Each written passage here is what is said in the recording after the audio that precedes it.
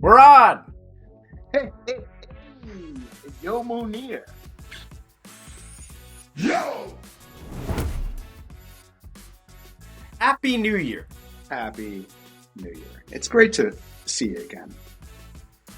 It's great to be here. It's 2026. So, as soon as I started writing 2026, I had this look of realization that we are now in my 50th year. Happy birthday, almost. We're going to have to plan some things for this. I was talking about it last night at dinner with some friends in the neighborhood, and one of their kids said, "Didn't you just celebrate a birthday?" And I said, I did. However, when you're about to turn 50, even if it's 11 months away, you're going to talk about it. So get ready for our next 50 episodes to be about me turning 50. All right. We now have a theme for 2026. Rob's 50 greatest stories. Actually, this is wonderful. We have a theme, and now all we need is a sponsor. Who does things in half centuries? 50 this, 50 that. 50 Disney. Cent maybe. He's making stuff. Oh, interesting. He sure is. And I used to produce documentaries as well. There we go. Why don't you introduce yourself to the people? Hi, Rob. I'm Munir Haddad, co-founder and CEO of advertising agency Kiosk. I've worked in media and advertising for most of my career, supporting clients across various industries, including higher education. And I am a champion of stakeholder capital. You are, I believe. How about you, Rob? Yeah, and I'm Rob Haddad. I'm a former producer and director turned software seller. I've spent my commercial career working in sports, media, and technology, and I love networking and learning. Yo, Munir, Hooray. what'd you do this week? Rob, I'm glad you asked. I was skiing. So first of all, I celebrated the new year in Hanover, New Hampshire, which is the home of Dartmouth College. And I on New Year's Day, I ran into a classmate of mine at a fabulous diner that's famous amongst alums called Lou's on Main Street in Hanover. And That's that just to was be clear, that's Lou apostrophe S. that is correct. Yes. I'm sure the other Um, Ivies and get a real nice laugh out of you guys going to lose. Maybe. Yes, it's possible. Um, and then, yeah, we went up and skied, my son and we had a grand old time. I met up with another classmate of mine and his son. Naturally. And then another classmate of mine was on the mountain, and we met up with him too. I'm sure that doesn't And get old for your family. so, the son of my friend had this game, a game actually that I don't love, but it's like who would it's the premise is like who's the person that would fit the description best, and the descriptions none of them are great, right? And so when you play this as a group of people, inevitably people get upset and it like becomes mean spirited over time. But anyway, we were just reading the cards out, and one of the cards was most likely to network at a funeral, and my son says my dad. And, you know, I find people that I know at places. It's not that I'm like actively networking. It's like, hey, I nice to see you. I can certainly appreciate that. So Rob, how about you? What did you do this week? You know, it's really interesting just to go back to networking at a funeral for seconds. I realized, I realized just today, total epiphany. Schoolwork was so focused on the individual, especially at college, that I didn't want to miss the opportunity to socialize and to be with my peers. And I think that became my superpower, is my ability to build relationships because I spent so much time socializing. Anyhow, Now we have to keep going with this. This is okay. just going to keep piling on. So I remember our father running around and seeing people in all sorts of places across the world. But about you and your socializing, he called me once while you were in university, quite worried about you. And I got the call. Munir, I am worried about Robert. And I said, what's wrong? And he's like, I am worried. What is he going to do after school? And you had just organized to come pick me up in Chicago from Michigan with your buddies. And by the way, Chicago was not on the way from Michigan to New York. No. And you had organized to have them with you come pick me up in Chicago and drive us all to New York for Thanksgiving or Christmas or I don't remember what. And I said, Dad, you got nothing to worry about. Wow. He's able to convince his friends to drive in the complete opposite direction to pick up his brother, who has nothing really to do with them other than being your brother, in order for them all to take me back to New York. Like, you got nothing to worry about. God So bless you. sales was always going to be your future. God bless you. Oh, man. Well, I don't think it was necessarily a sales job as much as it was people just like spending time with me. Well, you still had to convince them of the idea that it would be fun to spend time with you that way. And you, And by the way. you had to give them the idea, Yeah. present them the opportunity, Yeah. connect the opportunity with, something that would be good for them, and off they went. That's amazing. How I about think that? they even paid for gas. I was like, I'll pay for the gas. I don't even remember. Oh, Maybe it was yeah. Jeff and JT. Shout out That Jeff and sounds JT. about right. Yeah, they That really would, enjoyed that Thanksgiving at our house in yeah, Eastchester. Yeah, big shout out to yeah, them. They're both in the absolutely. Chicagoland area still. It'd be great to get back there. That would How be a about fun that? place to do a Yo Munir live in Chicago. We should absolutely do that. Put my thinking cap I on. will, Oh, I will I have a structure, thinking cap right some here. meetings. I have a thinking cap right here. Yes. Oh, we have to get that store up and running. Not yet, people. We'll be there soon. Yeah, 2026. This is our year. So thanks for asking 30 minutes ago.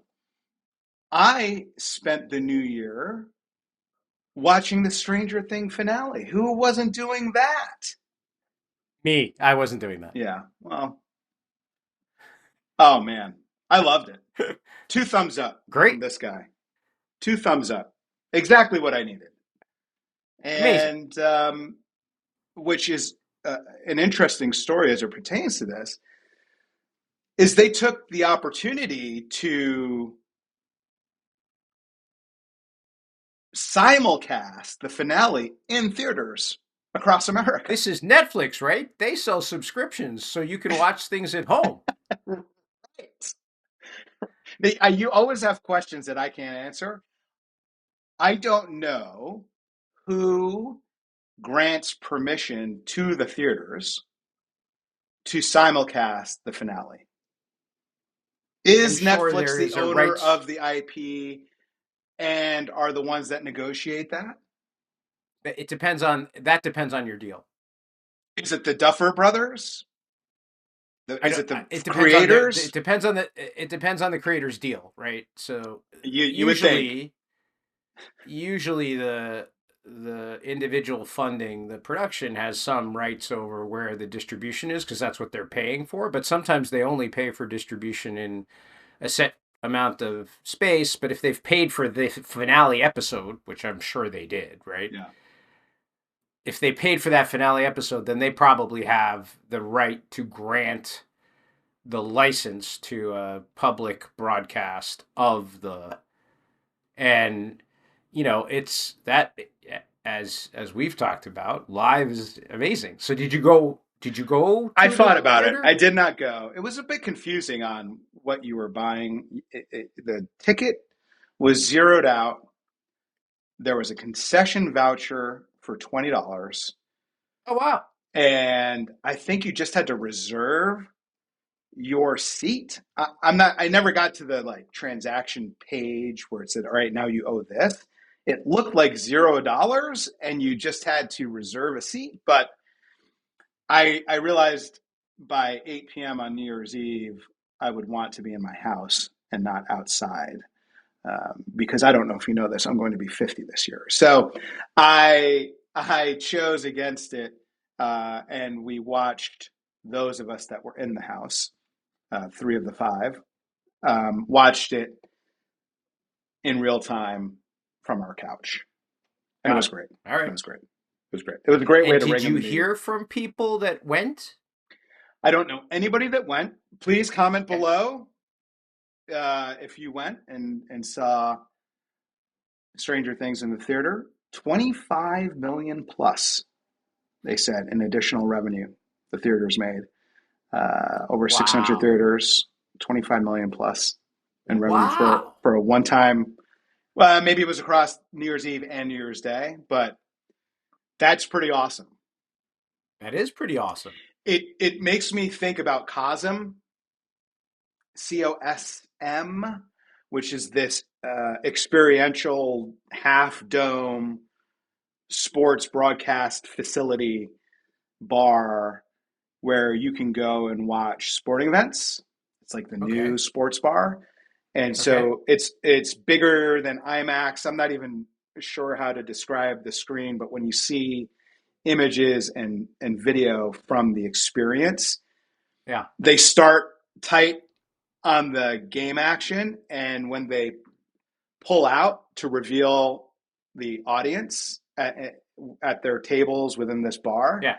you're like, Yeah. holy cow, that looks incredible. So We used I to do that in Chicago, the Vic, um, at the Vic Theater. Good memory. oh, Um, so I, please. I lived in Chicago in the early 90s. And if you know something about the NBA, which I know you do, I uh, used to work for the uh, NBA. there was a team in Chicago called the Bulls, and there was this guy. He was pretty good. His Did he name go to the was Vic? Michael Jordan. Yeah. And yeah, they would do simulcasts of the playoff games Oh, at the Vic and the championship, and it was packed because the none of I mean, finals, the finals, by the way, the NBA finals. sorry, the NBA Yeah. finals. Um, so yes, it was packed, Wow. and most of us couldn't afford to be at the game, and the game was limited in terms of seating capacity, and the Vic was in an area where there were a lot of young people, and and you could buy beer and watch the game and have food, and it was amazing. And like you're saying about this Cosm place, I got to check it out. I haven't heard about it. And like we've been talking about quite a bit, the chance of sharing the experience with others is what like these things are all about. Like to cheer or to boo or groan or yell at the ref. It's fine if you're at your house, but it's kind of like at the end of the day, it's not quite as exciting as the experience of being with people, sharing a moment, a shared experience. Yeah. Agreed. So we'll I, see. I I think something for us to, maybe it's a prediction. I don't think we've done prediction episode yet. So, We did. did we? Yeah, But that two episodes ago. was that the cut down? Did you predict a rise in experiential revenue? Maybe not revenue, but I think we did talk about experiential being important. And certainly, what we could do, Rob, is look back at our predictions and Mm-hmm. and validate them somewhere somewhere through the year. I like it. I like it. I like it. Well, that's great. That's great. I'm excited to keep an eye on those. Me Speaking too. of, wait a minute, not quite a prediction, but Oh, maybe, okay. maybe an intention or a Okay. I like resolution. intentions. Oh, a resolution. It is the beginning of the year. People do those things. They have Not, resolutions. not me. Not Me neither. Is that an us thing? Did me. like Let's first of all, defiance guy. I talk a lot about my okay, defiance. I think that plays a role. okay. We're in maybe not even the middle of winter. We're Hmm. like in the start of winter. And you Right. want me to start changing habits when all I'm trying to do is stay warm and make it through the next 3 months? That's bad timing, son. Bad timing for resolutions. Give me resolutions in March, spring, maybe for Easter. That seems like a good time for a resolution. I was just I was just listening to a book. I had it had come across my attention, I think in LinkedIn, and it was about this idea of intentionality, and and a lot of it was about how these like one-time interventions don't succeed because you end up reverting back to your natural state of affairs. And it was also, somewhat in the Rob Haddad Zen area. He's like all things move to the path of least resistance. And his point is that like foundationally, if the groundwork that you're building your interventions on is at a certain groundwork, then you're always going to fail back down or sink back down to the path of least resistance. And so his premise is that you have to structurally change what underlies that with intentionality and creation. And I haven't gotten that far yet, but I'm like, well, how does he support this idea of reconstructing the foundations? But his point is that oftentimes we are putting these interventions on top of um, our existing being, and therefore they're destined to fail. And so I think my lack of desire for resolution is a desire for continual improvement and continual like sculpting of my well-being, I, making better choices for the long term. yeah, I see that. That makes sense. I don't know if people are using them as habit forming, like attempting to ignite a new habit. When we talk about habits, I think we have to talk about James Clear and his book Atomic Habits. He does Okay. such a he, he did the circuit pre-COVID. He was a Okay. former Yeah. baseball player, actually. Oh Um, yeah. yeah, so I totally relate. And along the lines of what you're saying, his quote is, "You do not rise to the level of your goals; you fall to the level of your systems." Oh yeah. This is very similar. Very similar sentiment, I would say. Huh. Yeah. All right. Yeah. So as someone who had started a new habit in Yeah. August, Okay. need to return to that habit building, which is walking. The Okay. Yeah. first cold week of November really derailed me, and it abutted Thanksgiving, which continued to Yeah. derail me, which meant Christmas prep and holiday prep. And so it's probably been a good 6 weeks. The snow, they don't clear the paths where I walk, means I got to wear these boots instead of my Brooks, all kinds of excuses that have been Sure. made. And today, Right. when I was thinking about talking about this, I realized I really admire determined people. But how do determined people determine what they're going to be determined about? Yeah. I Because like that. Say there's that again. I like that. how do determined people determine what they're going to be determined about? I love it. that the decisions that you have to make to choose what you're going to invest your time in Yep. mean that you're going to reduce the things that you're focused on Right. and disciplined in. Right. Walking for sure is what I want to do. James Clear Right. talks about a vote of confidence. Every action is a vote of confidence for the type of Yeah. person that you want to be. Yeah. And I do want to be somebody who walks. I do want to be somebody who is in shape. I want to be able to play tennis without worry Yeah. in terms of my Achilles or being out of breath or whatever it is. So walking, yes, that's in the bucket. That's a vote of confidence for the person I want to be. Cooking, I Okay. want to cook as much as possible because I want to eat out as little as possible. Okay. These are continuations. If they're not Yep. necessarily resolutions for Yep. 2026, I'm Yep. okay Yep. calling Yep. them resolutions, but they're continuations from this period in Yep. August where I really made a more concerted effort. So that's where Yep. I'll focus my time, making sure I walk at least 4 days a week. I don't know if I even need to Yep. put a number on it, but that's the vote of confidence for me to be in shape. And then making sure that meals are prepared so that we eat out less, which is means we're reducing some sodium intake for sure, Yep. and we're not spending as much money.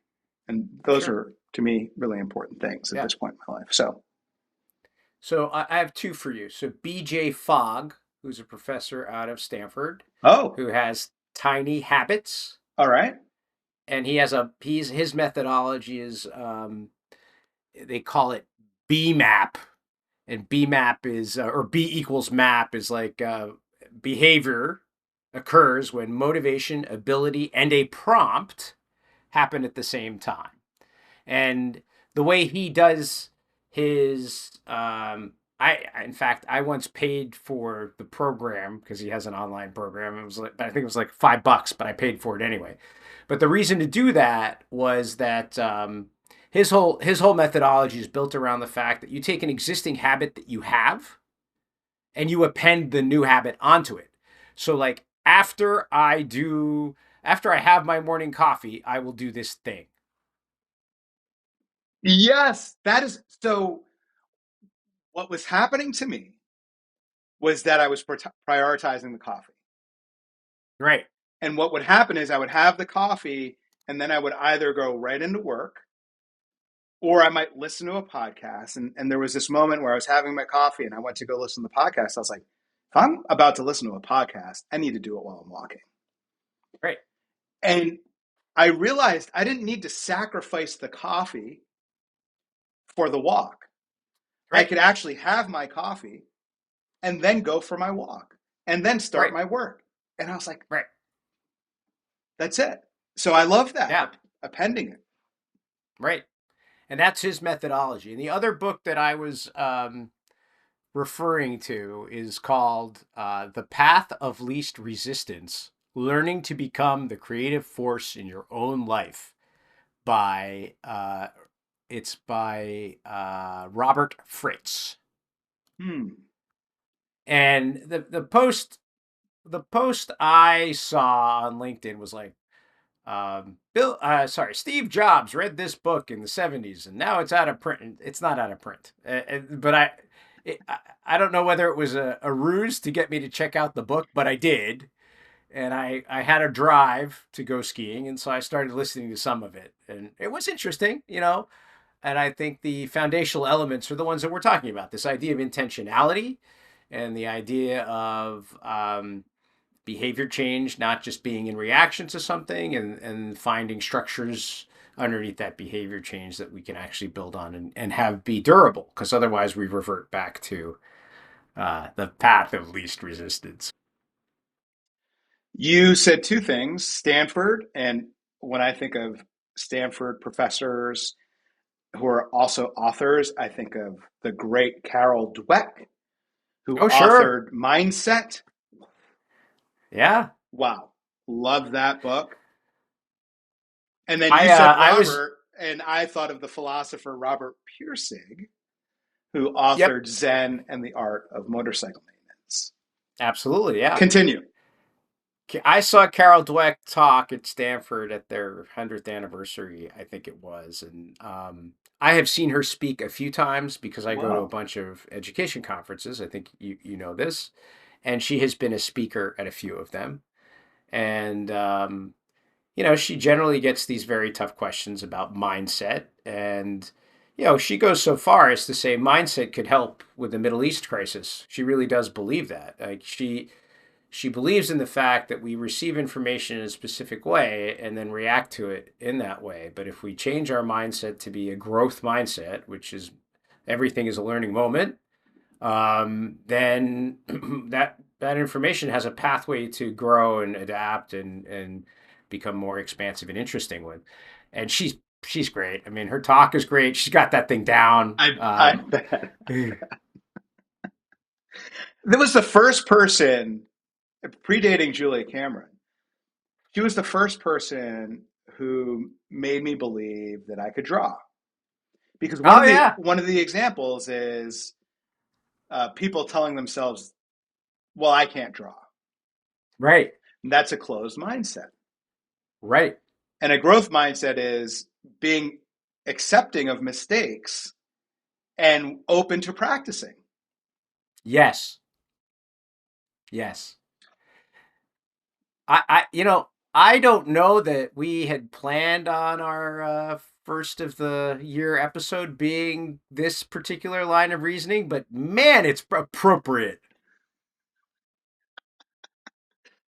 Tell me more. Good for you. Good for you. Tell me more. Is there something else that I just think like when you think about growth mindset at the start of the year, when you think about intentionality, when you think about positive behavior and continuation of positive behaviors, like that is a. You said it's the middle of the winter, but that's a great way to start a new year. but that's every week. That's It something has to that be. requires practice every week. And that's what I It love does. about you and I doing this every week is that we get to practice. Right. But I also think that that intentionality piece requires a continual commitment. And to your point, we're making that continual commitment not only to each other, but also to our listeners who come back and hear what we have to say. And we're Yeah, making that commitment and reminding ourselves and others to make that commitment as well. And sometimes giving permission to make that commitment each time. I love it. I love it. I love it. It is the work. I'm going to bring up defiance again, but my therapist asked me, "How long do you think it takes to set the table?" Because Okay. I'm not a big table setter. Okay. But why not? And he Right. said, "How long do you think it takes to set the table?" I was like, "A minute, maybe a minute." And Right. he's like, "You can't take a minute to set the table?" Yeah. And we just sat there. He's like, Right. "Maybe you can't," but I got the message, and I was like, "You know what? Set the table, dude. Right. Just set the table." Right. And I ended Have up using that so analogy. Oh, tell me. no. So you ended up using the I, I analogy set the used table. I used a similar analogy in an interview where somebody asked me in the interview process, sales can be hard and it can get you down sometimes. What do you do when you're down? What do you do when things Right. aren't going your way? Right. I said, I clean the kitchen. I love it. And I love it. she What was she his like response? Oh, her. she Sorry. had a she had like an audible like jaw drop and then laugh really loud out loud. Big LOL moment. And I said, you start in the kitchen. Start in the Right. sink. Clean the dishes. Get Right. back to right. Clean the area so that you can start building on top of it. And for me in sales, that's prospecting. Right. Understand where you're going. You got to get Right. back to basics and Right. get to one account, make sure it's neat and tidy and you know who you need to prospect to, and then clean the kitchen. I love it. So my corollary to that is Admiral McCraven, who was the chairman of the special operations, and he has a talk and then I think a book, Make Your Bed. Yeah. So you want to be successful. Start your day by making your bed, and his comment and meaning is very similar to what you just said. If you are able to make your bed in the morning, you have accomplished one thing that day.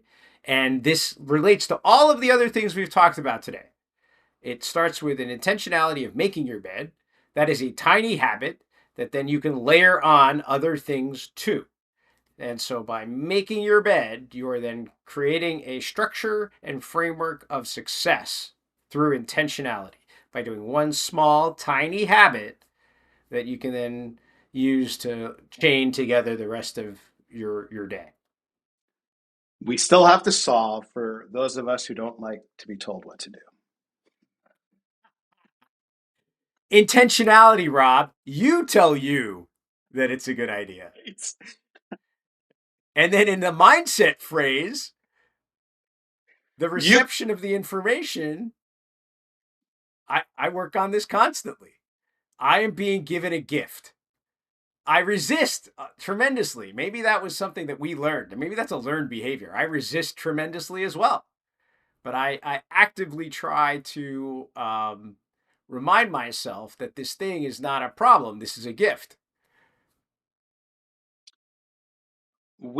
I think we resisted differently.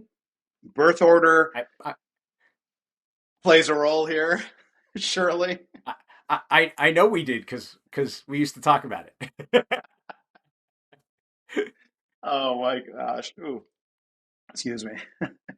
Well, Gabor Maté, a renowned child psychologist, Okay. shares that even though you and I are siblings, we didn't have the same parents. Right. Yeah. He says no child, even within the same family, has the same set of parents or the same Right. rearing experience. Right. Yeah. And when you think about that, it's as a parent, because I have three children, Yeah. and I know that to be the case. Right. And my Right. kids know that to be the case.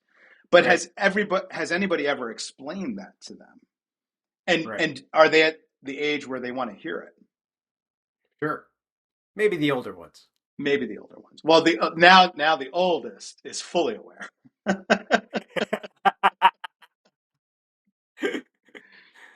But Lights are on. yeah, that's right. But it's certainly something that I didn't. I think I was pretty aware. Actually, I for sure was aware of as the youngest.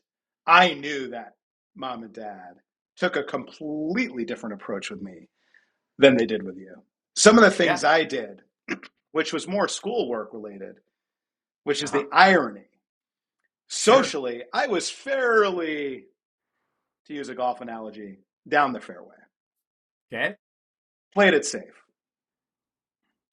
You, I would say, were not down the fairway, but tremendous academically. Top of your class academically. So interesting. Interesting. Anyway, You used to ask. In fact, I remember the day you're like, "Why do you fight so much?" And I said, "I'm not fighting for me. I'm fighting for you." what a selfless guy. And I actually And believe that. and fighting to go see David Bowie. That was not. That was a my our dad went to his grave believing that something untoward happened during that whole experience. But I actually in 1986 went to the Glass Spider tour and in Giant Stadium, and Lisa and the Cult Jam opened for Squeeze, who then opened for Bowie, and we had tickets on the floor, and so we had to get there at like noon to Yeah. the Meadowlands in New Jersey, and we were like 5 rows away from the front of the No, what a from the front of the show. stage. I caught David Bowie's Pepsi cup because he was sponsored by Pepsi at the time. Oh, And then because we were at the front of the stage, and the Meadowlands takes a while to get to let oh, that out. parking So lot. well, it took forever to get off the floor, and then the Sure, parking lots is terrible as well. Like there's sure. no, there's like limited highways to get out of there. Yeah. So we were stuck forever. And then we had somebody with us who's like, "Hey, do you mind dropping me off in Connecticut?" And we're like, "Yeah, sure." I wasn't driving. I was 15 years. So, It's actually the um, first time I heard an explanation that sounded plausible. sure. Wait, had to go drop somebody off in Connecticut first. I was home at Yeah, 4 a.m. Makes sense. No it cell was 2 phones, though. a.m. Was it 2 a.m.? It was 2 a.m. Oh, that's even more reasonable than 4 a.m. It was. Oh, But man. no, never forgiven, never believed until the day he died. I believe you. Thanks. It was a great show. Bowie, you'll the always have that. the the I also have something that is perspective building there too. The woman I went with and her older brother, she was an incredibly bright young woman who went to the Catholic all girls school in the neighborhood, and she had gotten into Yale. And in our senior winter, she died in a car accident.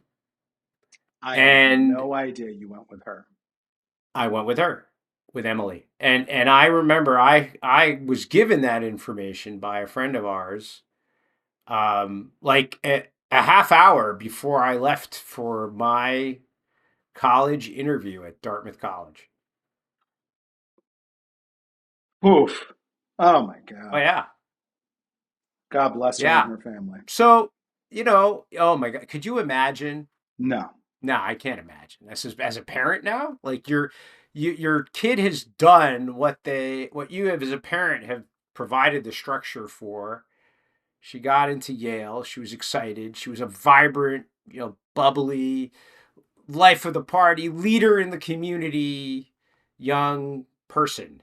And as a parent, you're like, I've made it. I've like gotten this child to the point that they have achieved their goals, right? Like how fulfilling for the parent. Like you reached for the stars and you got there. Good for you. Congratulations. We're so excited for you. And then to have that ripped away and that life cut short is like it's emotionally devastating. And yeah, I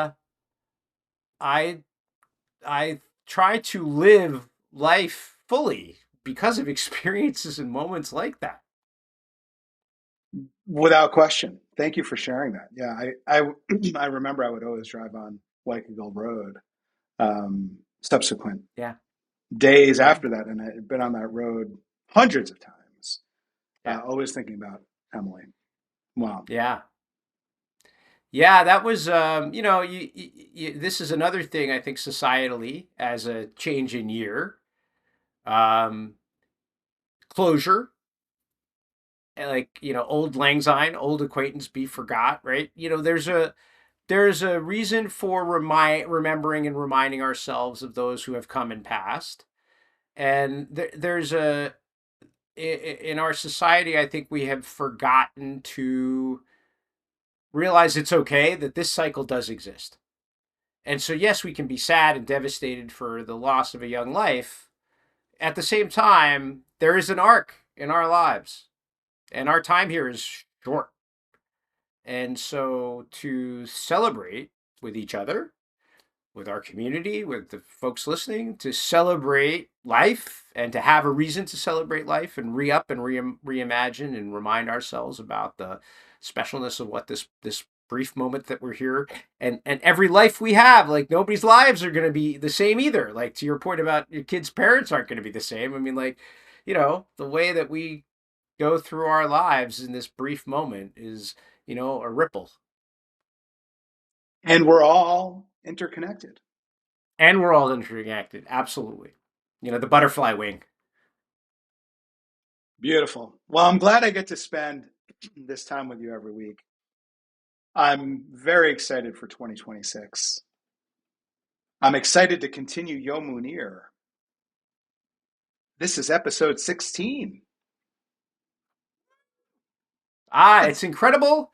It's fantastic to do this. Every episode is better. Every time we talk is exciting.